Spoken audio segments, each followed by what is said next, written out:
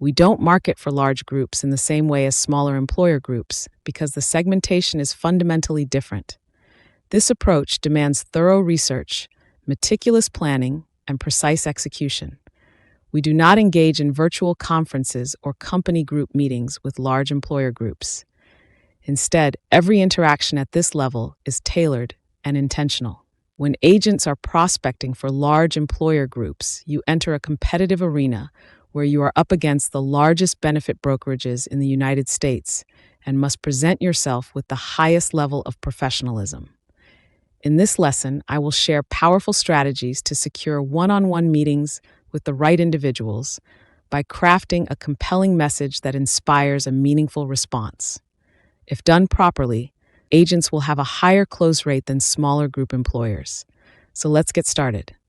Before we jump in, it's important to recognize that certain markets present more opportunities for large group prospecting. As you may recall from our initial IAU On-Demand webinar, the map illustration clearly indicates the regions with the highest cost of benefits. The entire northeastern seaboard should be a top priority for every agent. In these markets, the benefit landscape faces significant challenges due to weaker plan designs and rising costs, not to mention state mandates, which are another cost driver. In addition to favorable marketing conditions, employers have no allegiance to carriers as seen in states like Texas, Michigan, and others where Blue Cross Blue Shield is perceived as the gold standard. However, we are witnessing an increase in HMO and EPO narrow networks, coupled with escalating costs in these Blues markets. Clearly, the potential for greater opt-ins and higher conversions exists in the northeastern states. Once you compile your list of large employer companies that you will discover in your campaign lesson, you will have a clearly defined targeted market. From this list, you can easily access valuable information by reviewing their corporate 5500 form filings. For example, in our list, let's consider Myron Corporation. The Department of Labor provides a comprehensive database of company 5500 forms available for public lookup. To access, simply open the page, and it's highly advisable to bookmark it for future reference. Once you're on the page, enter the name of the company. Keep in mind that sometimes the doing business name may differ from the corporate filing name, and that's perfectly fine. Just highlight the ones you can locate and proceed through your list. After we input the name, it returned our search, and we can then verify the accuracy of the company by checking if the headquarters address matches our database list address. Now, if you pay close attention to the number of participants in their plan, we can see trends year over year indicating whether the plan has increased or decreased. For example, this particular company has experienced a decline over the past 3 years, which makes it a promising prospect. Let's download the most recent filing to explore it further. When you open the 5500 form document, you will discover public filing that displays more plan information. The first page displays the EIN number alongside the plan administrator's name and phone number, as well as the date of the original filing.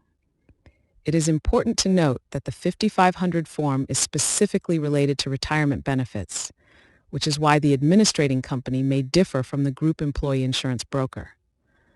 This key distinction will help you to focus on the right aspects in the company and not to spend too much time on research. Just determine quickly if the plans are growing or in decline. We will now return to your list, and by scrolling right, you will observe all management and executive contacts. It is evident that Jim Adler serves as the owner, while Bruce Coulter and Barbara Krensick hold positions within the top executive branch of the company. This is the audience to which you will be directing our tailored email. The administrator listed on the 5500 is not the designated contact. Rather, the executives on your list are the appropriate individuals to target. In your email campaign training, you will acquire the skills necessary to obtain their email addresses from the company's website domain and commence prospecting for large group accounts. From this lesson, you can access your email repository, which contains specific templates tailored for the CEO, CFO, and group administrator that are crafted to capture attention, particularly with companies experiencing financial distress. Additionally, it's worth noting the best method of communication is sending your emails directly from your desktop, utilizing your company email, rather your agency or IAU, if that is your preference. This is a crucial process, as larger companies have firewalls that prohibit any bulk email delivery from reaching your intended recipient. This is why Constant Contact, MailChimp, and others will not work in prospecting for large groups. You have to make it look as if one corporation is reaching out to another corporation to conduct business.